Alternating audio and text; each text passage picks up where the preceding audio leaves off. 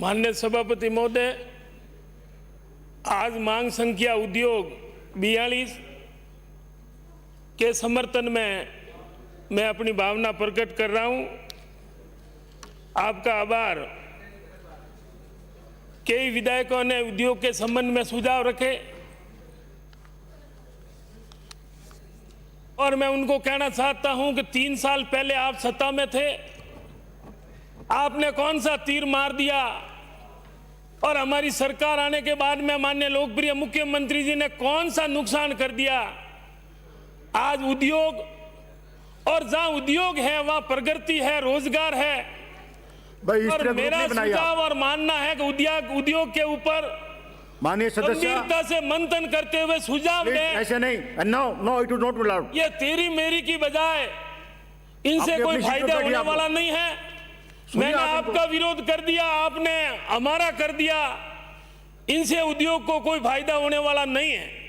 माननीय सभापति महोदय, आज हिंदुस्तान आबादी और जनसंख्या के हिसाब से बहुत बड़ा देश है और इसमें सबसे बड़ी कोई समस्या है, सबसे बड़ी कोई प्रॉब्लम है तो वो रोजगार की है।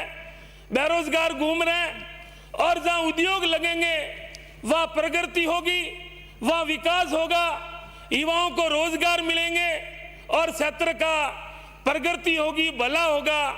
और आज इसे सबसे बड़ी समस्या है, मैंने पहले भी निवेदन किया कि 3 साल पहले, और इसमें अमुक कोई सेंस नहीं है, लेकिन आज उद्योग राजस्थान में जो अपार संभावना है, तरह तरह के खनिज के बावजूद भी जहां उद्योग होने चाहिए उतनी मात्रा में नहीं है। माननीय मुख्यमंत्री जी ने खूब रियायत दी है। पाली से आने वाले माननीय विधायक जी बहुत बड़ा ज्ञान बांट रहे थे। मैं उनसे भी पूछना चाहता हूं कि टेक्सटाइल पाली और बालोतरा आपकी और हमारी एक समस्या है, सेम प्रॉब्लम है। कौन सा परिवर्तन हुआ मुझे तो दिखता नहीं है। और जो आपने बात की उनकी मैं सहमति जताता हूं कि आपने टेक्सटाइल कपड़ा उद्योग के बारे में तमाम जो सुझाव दिए उनका मैं समर्थन करता हूं कि वास्तव में जायज बातें हैं कि आज माननीय सभापति महोदय, उद्योग के मामले में आज आर्थिक स्थिति, आज जब नोटबंदी हुई हर व्यापारी की कमर टूटी, व्यापारियों को नुकसान हुआ। और आज माननीय सभापति महोदय कई कह रहे थे कमाल कर दिया, मुझे तो कोई कमाल नहीं दिखता है। कमाल उन 2 लोगों का भले ही हुआ होगा, लेकिन आम व्यापारी का कोई कमाल नहीं हुआ। आज मैं ये भी प्रूफ शुद्ध कह सकता हूं कि आपकी सरकार उद्योग विरोधी, और उद्योग विरोधी होने का ये प्रूफ मैं दे सकता हूं कि आपने हमारी रिफाइनरी को समीक्षा के नाम पे 4 साल तक रोक के रखा। अगर 4 साल तक रिफाइनरी को नहीं रोका जाता तो आज रिफाइनरी का निर्माण पूर्ण हो जाता और नए पेट्रोकेमिकल इंडस्ट्री हब में कई लाखों हजारों उद्योग लग जाते और उनकी वजह से युवाओं को रोजगार मिलता। माननीय सभापति महोदय, उस समय बात कही गई तेल हमारा, पानी हमारा, जमीन हमारी, भागीदारी कम है। क्या सरकार व्यापार करती है, जनता की सेवा करती है या विकास करती है?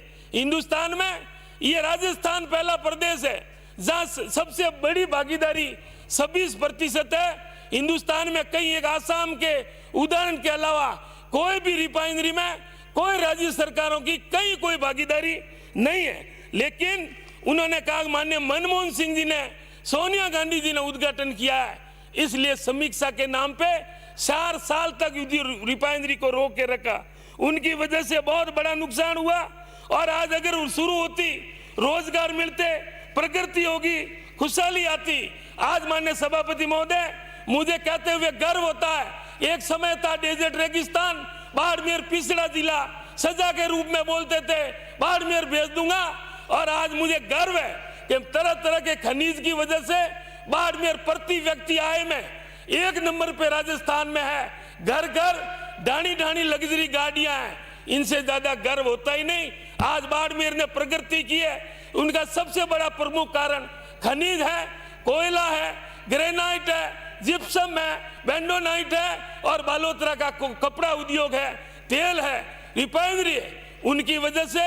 और आज इस मौके पर माननीय सभापति महोदय, माननीय लोकप्रिय मुख्यमंत्री जी का आभार व्यक्त करता हूं कि पीसीपीआई जोन में 1000 करोड़ रुपए का जो बजट का प्रावधान रखा है, उसमें 383 वर्ग किलोमीटर में पूरे जिला ही नहीं आसपास के तमाम क्षेत्रों का जो विकास होगा। माननीय सभापति महोदय, आज बालोतरा हो या पाली हो या जोधपुर हो, ये टेक्सटाइल उद्योग के बिना यहाँ लाखों लोगों को रोजगार मिलता है। और मेरा सुझाव है, मुझे खुशी भी है कि ये सूरत और अहमदाबाद को अगर कोई टक्कर दे रहे हैं तो बालोतरा और पाली के व्यापारी दे रहे हैं। यहाँ लाखों लोगों को रोजगार मिलता है। और उन्होंने माननीय ज्ञान जी ने जो बात कही कि यहाँ सौर ऊर्जा 80% का जो देने का प्रावधान है अनलिमिटेड किया जाए, क्योंकि 24 घंटे उद्योग चलते हैं, 8 घंटे बिजली उत्पन्न होती है, तो 80 घंटे का मतलब 35% बिजली उत्पादन होती है। उनको रियायत देकर अनलिमिटेड किया जाए तो राज्य आत्मनिर्भर बन सकता है। आज जो कच्चा माल गरे कॉटन कपड़ा महाराष्ट्र, तमिलनाडु और गुजरात से आता है, और इस नाम से भी अपन रियायत दे सकते हैं कि 5 साल तक राज्य को कपड़े में आत्मनिर्भर बनाने के लिए सौर ऊर्जा व्यापारी मन से जितनी उत्पादन कर सकते हैं, उत्पादन वो खुद कर रहे हैं, अपन को कोई देना नहीं।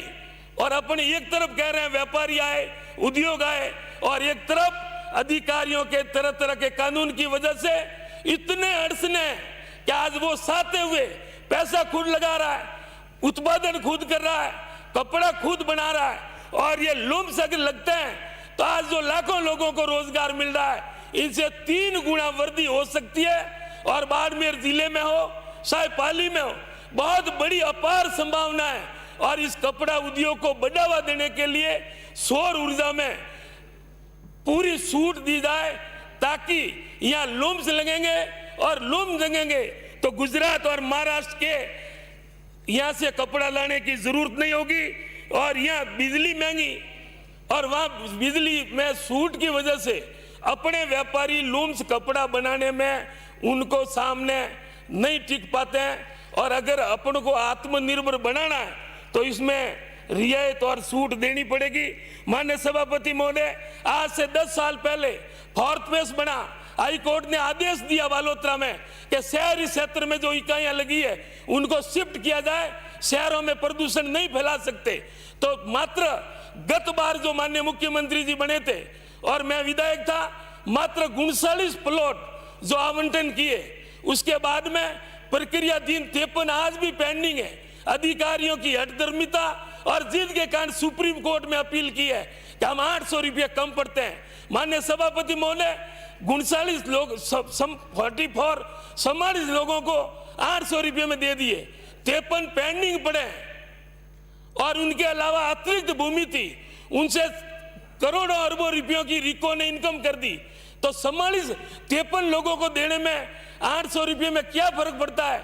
आज 10-12 साल पहले अगर देते तो वह उद्योग पनपते, और खाली जिद कि हम नहीं दे सकते हैं, मार्केट 6000 चल रहा है, तो क्या आप व्यापारी हो या रिको राजस्थान की जनता व्यापार को बढ़ावा देने के लिए। माननीय सभापति महोदय, आपके मार्फत में निवेदन करता हूं कि अधिकारी सुन रहे हैं, उनका तुरंत निस्तारण करें।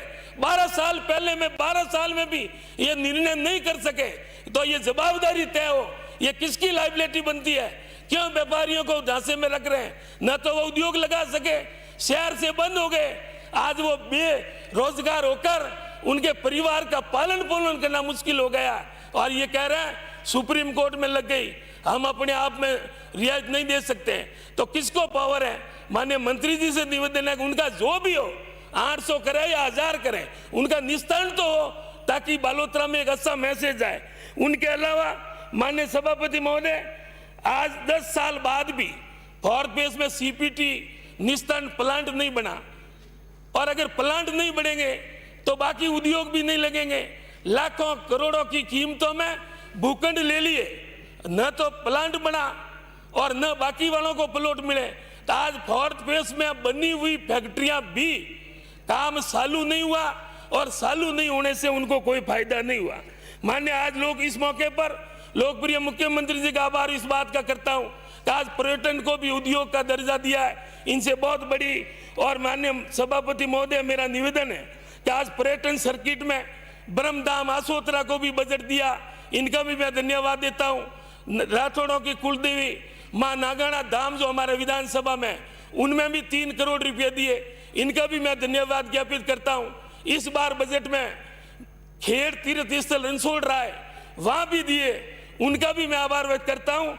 और भी हमारे मालानी पर्यटन की बहुत अपार संभावना है, चाहे कंदाना गेर मेला हो, चाहे विश्व प्रसिद्ध मल्लीनाथ तिलवाड़ा पशु मेला हो, चाहे पूरे देश के कोने कोने से आते हैं, चाहे जैन तीर्थ नाकोड़ा हो, चाहे नागाना धाम हो, चाहे रणछोड़ राय खेड़ तीर्थ हो, माता रानी भटियाणी हो, ब्रह्मधाम आसोतरा हो, वहाँ के नृत्य, वहाँ की कलाएं, वहाँ की संस्कृति, इसमें बहुत बड़ी संभावना है। और आगे जो बजट दिया उनका भी मैं आभार व्यक्त करता हूँ। और ये मल्लीनाथ तिलवाड़ा पशु मेला को बढ़ावा देने के लिए, क्योंकि कोरोना के कारण 2-3 साल बंद था, माननीय सभापति महोदय, आज प्रदूषण निस्तारण करने के बाद जो पानी है, पाली में तो छूट दी जाती है कि रिवर फ्रंट में छोड़ा जाए, और बालोतरा में उस एनओसी में नदी में नहीं छोड़ सकते। तो कई लोगों का सुझाव भी है कि जोधपुर, पाली और बालोतरा ये निस्तारण करने के बाद में अगर इनको पाइपलाइन के माध्यम से कस के रण में अगर छोड़ा जाए तो ये प्रॉब्लम ही मिट जाएगी और कई गुना उद्योग यहाँ बढ़ सकते हैं। और ये सबकी भावना की कदर करें और ये उद्योग के एक तरफ प्रयास कर रहे हैं। ये लूम्स की मैंने सुझाव दिया है, इनका भी दिया है। फोर्थ फेज के अलावा मैं 1 मिनट में मैं अपना स्थान ग्रहण करता हूं कि इस फोर्थ फेज मामले में थोड़ा गंभीरता से लेते हुए तुरंत निस्तारण करें। माननीय सभापति महोदय, रिफाइनरी CSR फंड में आज दिन तक 1 रुपया न तो पर्यावरण के नाम पे कहीं लगाया, नहीं सफाई हो या सीवरेज हो। जो सड़क सैंक्शन हो रखी थी उनको भी बंद कर दिया है, उनको भी साल भर से पूरी नहीं कर रहे हैं। किसका दबाव है?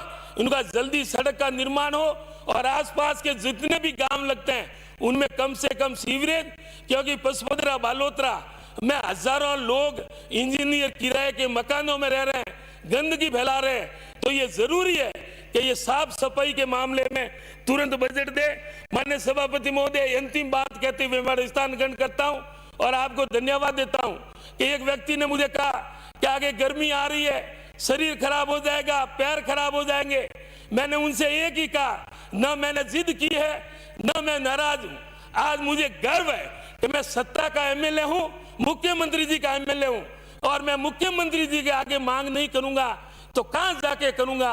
मैंने उम्मीद के ऊपर मैंने प्रण लिया है और मुझे उम्मीद है, और चाहे शरीर खराब हो चाहे पैर खराब हो, माननीय सभापति महोदय, मैंने वचन जो किया है उसके ऊपर मैं कभी पीछे नहीं हट सकता।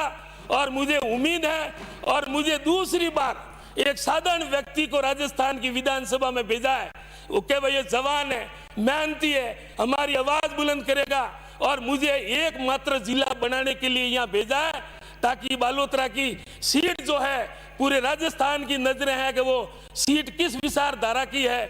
मुझे सिर्फ जिला बनाने के लिए भेजा है। मुझे कोई परवाह नहीं कि शरीर खराब हो या पैर खराब हो, मेरा एक ही मकसद है कि जिला नहीं बने तो MLA बनने का कोई मतलब नहीं। मेरे लिए पद मायना नहीं रखते। मैंने पहले भी कहा कि मंत्री बनने की दौड़ में है, मैं एक ही मांग करता हूं मेरा जिला बने, और जब तक नहीं बनेगा संघर्ष और जनता का जो विश्वास है, आज भी जनता को 36 कौम को उम्मीद है, उस उम्मीद पर खरा उतरना मेरा मुख्य उद्देश्य है। मेरे लिए MLA मायना नहीं रखता। मेरा प्रथम दायित्व, मुख्य उद्देश्य है कि मेरा बालोतरा जिला बने, बालोतरा का उद्योग बनके और युवाओं को रोजगार मिले। और सभी ने जो सुझाव दिए कि SC हो या ST हो चाहे OBC हो, इनकी उद्योग में जितनी भागीदारी होनी चाहिए वो नहीं है, क्योंकि वो कमजोर है। उन कमजोर को भागीदारी देने के लिए कुछ विशेष रियायत देके SC ST और OBC को भी उद्योग में भागीदार बनाए। आपने समय दिया, पुनः आप सबका आभार व्यक्त करते हुए माननीय सभापति महोदय बहुत बहुत धन्यवाद।